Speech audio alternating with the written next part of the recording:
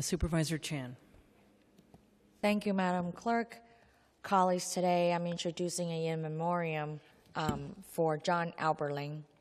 John Elberling passed away last week at 79 after decades of advocacy as one of the most passionate and influential affordable housing and community champions in San Francisco.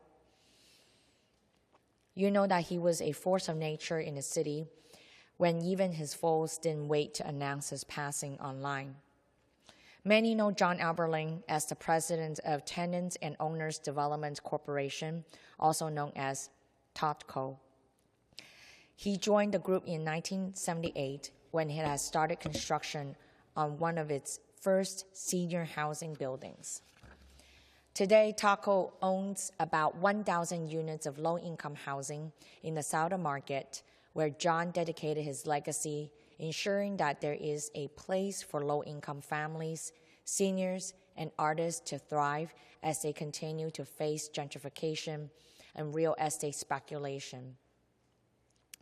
After joining TODCO, Elberling worked on the 1980s Proposition M campaign that fought excessive office development. It shaped San Francisco's skyline today, slowed down the loss of our low-income housing stock, and aimed to protect the city's character against uncontrolled redevelopment. John saw value and the essential role of art spaces, light industrial facilities, and cultural preservation infrastructure, and got Proposition X to pass, which protected those spaces, requiring developers to find new space and pay for relocation, especially within the Central SoMa plan. John is an early adopter of development agreement that puts community, tenants, and small business owners in the driver's seat. If it were not for John, Yorba Buena Gardens, as that we see today, would be a privatized asset, and the Eastern Neighborhood Plan wouldn't have had community benefits requirements for developers like parks, health clinics, libraries, and pedestrian safety plans. I want to take a moment to share what Mayor Art Acknowledgment wrote about John from their time working together to complete Moscone Center. This is from Mayor Art Acknowledgment. John Elberling will be remembered as a fierce, brilliant champion for the poor in San Francisco and in the Southern Market in particular. He was one of the first advocates I met when I came to San Francisco in 1966 for a job as a social worker at San Francisco Public Housing. He blew me away with his one-of-a-kind blend of organizing strategy, financial acumen, and of course, bad language reserved for powerful people. In 1988, the Moscone Convention Center was periodically referred to as the longest stalled urban renewal project in America. John Elberling was an important part of a citywide group of advocates led by leaders like Susie Behrman, Sue Hester, Calvin Walsh, Doug Inman, and others who accepted my invitation to finally complete the new convention center we needed to complete for our city. Young, up-and-coming, idealistic, and aggressive, John always insisted that every part of the community, the elderly, children, families, be considered in all Southern Market planning, and he and the committee were right. Hence, in addition to the customary convention facilities, Moscone Center is the only convention center in America that includes a wonderful merry-go-round for children, a superb indoor ice skating facility for San Francisco youth and adults.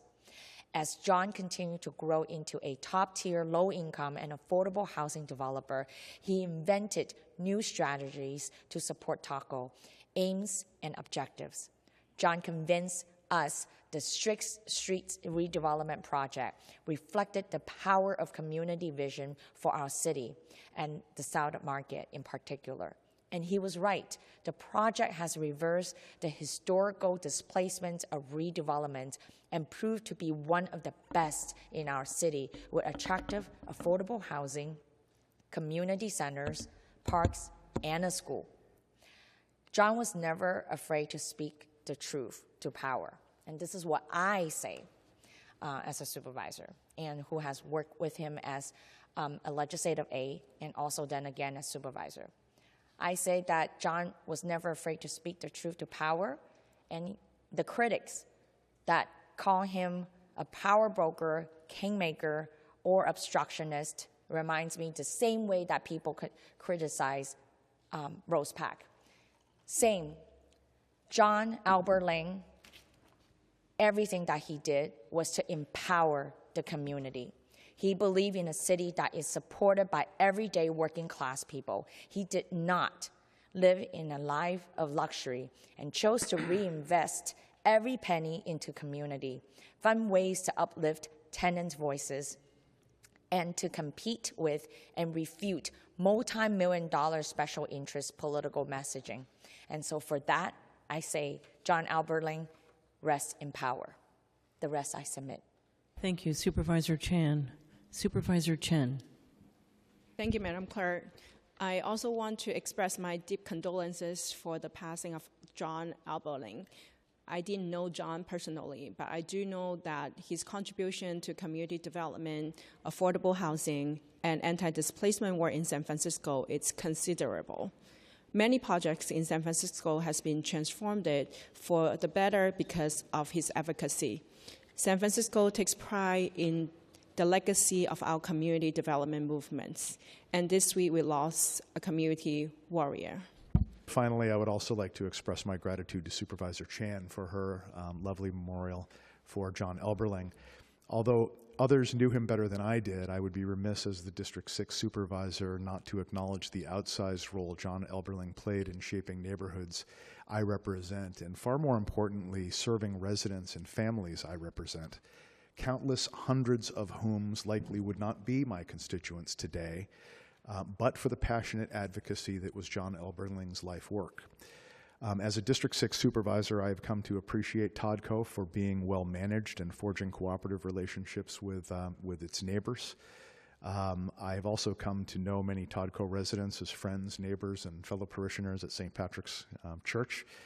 I think our former colleague Aaron Peskin said it best when he called John the conscience of Yerba Buena. And on the occasions I had to talk with him, I too valued his commitment to social justice and to ensuring that his residents were always well served, in his unmatched institutional memory about San Francisco, its politics, not just Yerba Buena, by the way, but also Treasure Island. So my condolences to John Elberling's family members and loved ones, and I would ask to be included among those memorializing him as well. And the rest I submit. Thank you, Madam Clerk, and I would also like to be added to that John Elberling in memoriam. Noted, thank you. He was a idea factory, relentless in his effort to find sources for affordable housing and to push the city to produce housing for all of our residents. So